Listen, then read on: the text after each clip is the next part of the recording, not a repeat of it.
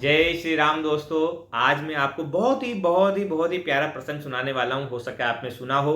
एक अच्छी सी कहानी है, लेकिन आज इसको आप ध्यान से सुनना, क्योंकि मैं पूरे प्रसंग से आपको समझ में आएगा कि ज्योतिष किस प्रकार काम करता है, किस प्रकार आशीर्वाद काम करते हैं। इसमें मैं गणित की कुछ चीजें आपको बताऊंगा। बीच में गणित हमारा कितना एडवांस हुआ करता था, प्रमाण मैं आपको दूंगा। सूर्य सिद्धांत एक हमारी बहुत ही साइंटिफिक बुक है, जिससे सारे ग्रह गणित होते हैं, उसके कुछ प्रमाण मैं आपको दूंगा। ये कहानी बहुत ही अच्छी और इंटरेस्टिंग कहानी है, जो हर एक सनातनी को पता होना चाहिए। हर एक लॉजिकल इंसान को, जो भी इंटेलिजेंट लोग हैं, जो रेशनल लोग हैं, जो समझना चाहते हैं हमारे शास्त्र को, उनको ये पता होना चाहिए। तो दोस्तों, इस कहानी को आप बड़े ध्यान से आराम से सुनिए, बिल्कुल समझने का प्रयास करना आप। तो एक ब्राह्मण सज्जन थे, उनके संतान नहीं थी, उनके भाग्य में संतान ही नहीं थी। तो उन्होंने बड़े लोगों के पास गए, तो कुछ हुआ नहीं, तो उन्होंने भगवान शिव की तपस्या आराधना शुरू करी। तो भगवान शिव की उन्होंने तपस्या करी। भगवान महादेव प्रसन्न हुए, प्रकट हुए उनकी तपस्या से खुश होकर। बोला, बताओ ब्राह्मण, मैं बहुत प्रसन्न हूं, तुम्हें क्या चाहिए। तो ब्राह्मण बोलता है, हे देवों के देव महादेव, मेरे पास सब कुछ है, लेकिन मेरे पास संतति नहीं है, मेरे पास कोई संतान नहीं है, तो आप मुझे संतान सुख देने की कृपा करें। भगवान महादेव खुश होते हैं और उनको बोलते हैं कि तुम्हें सुपुत्र चाहिए या कुपुत्र। तो ब्राह्मण बोलते हैं, मैं समझा नहीं, आप मुझे समझाइए। बोले, सुपुत्र वो होगा जो ज्ञानी होगा, उसको बहुत ज्ञान होगा, तुम्हें सुख प्रदान करेगा, लेकिन उसकी आयु कम होगी। और दूसरा कुपुत्र होगा, उसको आयु बहुत ज्यादा होगी, लेकिन वो अज्ञानी होगा, मूर्ख होगा, और उससे तुम्हें दुख भी होगा। अब ये तुम बताओ, तुम्हें सुपुत्र चाहिए या कुपुत्र। ब्राह्मण थोड़ा सोच विचार करता है, तो बोलता है, ज्यादा दुख से अच्छा है कम समय का सुख ही भोग लेंगे। बोला सुपुत्र, क्योंकि ब्राह्मण था, ज्ञानी था, उसको पता है कुपुत्र एक पूरे संसार के लिए, समाज के लिए भी नुकसानदायक होता है। तो उसने बोला, महादेव मुझे सुपुत्र दीजिए। तो भगवान महादेव बोलते हैं, ठीक है, तुम्हें सुपुत्र, और मैं उसको 5 वर्ष की आयु प्रदान करता हूं। और वो ये बोलकर अंतर ध्यान हो गए। अब जो ब्राह्मण थे, उनके मिक्स्ड इमोशन थे। अब आप बताइए, पुत्र भी दिया और उसकी आयु भी 5 वर्ष दी महादेव ने, तो मिक्स्ड इमोशंस थे, खुशी भी था और दुख भी था। तो वो घर चला गया आशीर्वाद से। अब कुछ महीनों के बाद भगवान महादेव की कृपा से उनको पुत्र संतति की प्राप्ति हुई। पुत्र प्राप्ति के बाद काफी खुश हुआ, हल्का सा दुख भी था। अब दुख तो रहेगा ही, लेकिन बड़ा सुंदर बालक ने जन्म लिया, और धीरे धीरे वो अच्छी से बढ़ने लगा। उसका ज्ञान भी कम आयु में, बोलते हैं ना, होनहार वीरवान के होत चिकने पात, तो बड़े उसके अंदर ज्ञान की कलाएं दिखने लगी। अब 4 साल बीत गए। अब जो बालक के पिता थे, 1 वर्ष की आयु उनको पता पड़ा कि बची हुई, काफी दुख हुए, और उन्होंने तभी भी प्रयास किया। देखो, जो माँ बाप होते हैं ना, कभी भी प्रयास करना नहीं छोड़ते। उनको भगवान भी आके बोलेगा ना, उसके बाद भी वो सोचेंगे कि नहीं, कुछ प्रयास करना चाहिए। तो वो खोजते खोजते एक महात्मा के पास पहुंचे। महात्मा जी को उन्होंने अपना बताया कि भाई ऐसा ऐसी बात है, इनकी 1 वर्ष की आयु है, तो क्या करना चाहिए। तो उन्होंने बोला कि ऐसे बालक को तुम किसी सिद्ध पुरुष के पास लेके जाओ, उनके आशीर्वाद से इसकी आयु बढ़ सकती है। तो फिर वो बोलते हैं ब्राह्मण सज्जन कि ऐसा सिद्ध पुरुष मुझे कहाँ मिलेंगे, कहाँ मैं ढूंढूं, कुछ बताओ। तो बोले, अगर तुम्हें समझ में नहीं आ सकता, अगर तुम पता नहीं लगा सकते कौन सिद्ध हो, तो उसका सबसे बढ़िया उपाय क्या है, कोई भी तुम्हें बड़ा व्यक्ति दिखे, कोई भी तुम्हें दिखे, सबके पांव इसको बोलो कि छुए। तो उन्होंने क्या किया, अपने पुत्र को लेके गंगा नदी के किनारे कुटिया बनाई और वहां पर डेरा जमा दिया, और अपने पुत्र को बोला, बेटा आज से जो भी इस रास्ते में आता है, सबके तुम पांव छुओ। आदमी है, औरत है, कोई भी तुम्हें दिखे, बुजुर्ग, महिला, बुजुर्ग, कोई भी जाति विशेष जो भी हो, तुम्हें सबके पांव छूने। ब्राह्मण ने उसको पूरी आज्ञा दे दी कि ये तुम्हें करना है। तो पिता की आज्ञा से वो रोज मार्ग पर खड़ा रहता, और दिन भर में जो भी लोग आते वहां पर, राहगीर, सबके पांव छूता। अब वो नर हो, नारी हो, बुजुर्ग हो, महिलाओं, कोई भी हो, सबके वो पांव छूने लगा पिताजी के आदेशानुसार। ऐसे ऐसे समय बीतता गया। अब 5 वर्ष जो उसकी आयु सीमा थी, उसमें कुछ 4-5 दिन बचे थे। पिता दुखी होने लगे। अचानक से वहां पर सप्त ऋषि जो थे, वो लोग भ्रमण करते हुए आते हैं, उस रास्ते से गुजरते हैं।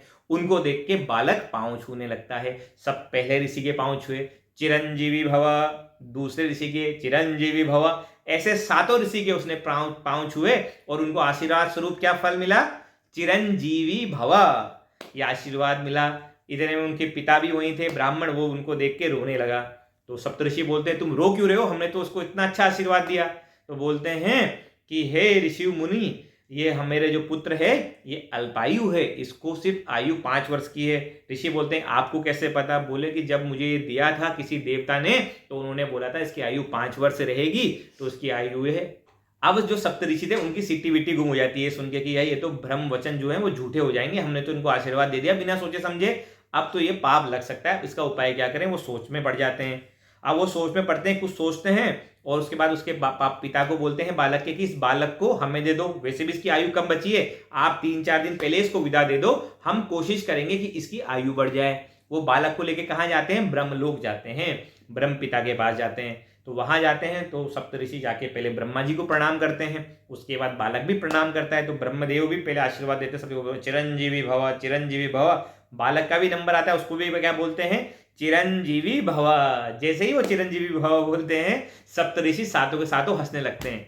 तो बोलते हैं अब हमारी बला गई। बला किस पे गई, ब्रह्मा जी पे। अगर ब्रह्मा जी झूठे तो, अगर हम झूठे तो ब्रह्मा जी झूठे। तो फिर अगर कोई हम पे आरोप लगाएगा कि हमारे वचन की हानि हुई, तो हम बोलेंगे ब्रह्मा जी के वचन की भी हानि हुई। तो उन्होंने तो अपना जितनी भी लोड था सारा का सारा किनको दे दिया, ब्रह्मा जी के ऊपर। ब्रह्मा जी बोलते हैं भाई तुम हंस क्यों रहे हो।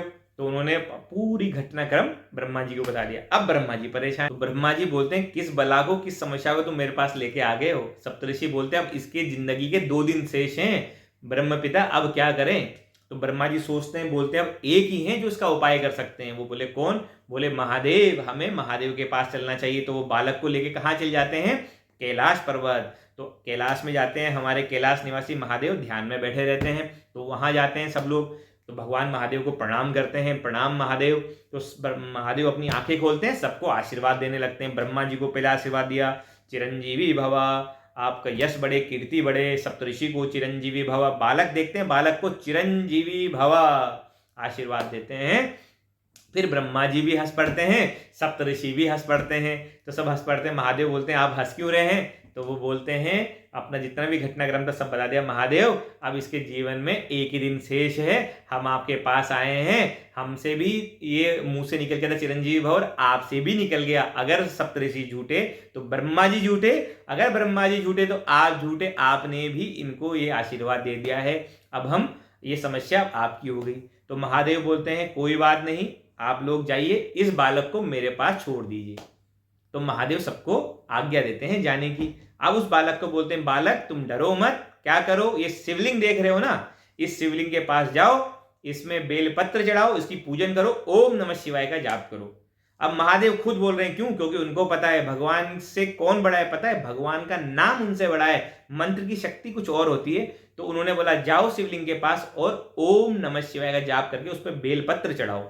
तो बालक महादेव की पूजा अर्चना करने लगा, शिवलिंग की पूजा अर्चना करने लगा, ओम नमः शिवाय का जाप करने लगा, बेलपत्र चढ़ाने लगा। अब वो दिन आ गया, वो समय आ गया जब उसकी मृत्यु का दिन निर्धारित था।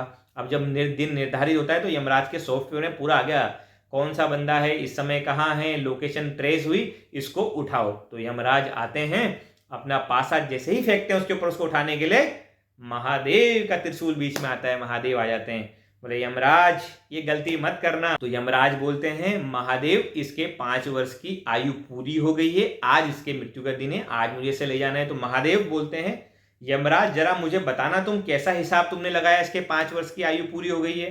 तो यमराज बोलते हैं महादेव आप ही ने तो उसको वचन दिया था इसके पिता को कि इसकी आयु 5 वर्ष से होगी, ये आप ही के दिया हुआ बालक है, आप जानते नहीं हो बालक है। यमराज उनको याद दिलाने लगा, पूरा चित्रगुप्त से बोला बही खाता बताओ। चित्रगुप्त बताने लगे ये उस ब्राह्मण का बेटा है, आपने 5 साल पहले ये वरदान दिया था और 5 साल इसकी आयु होगी।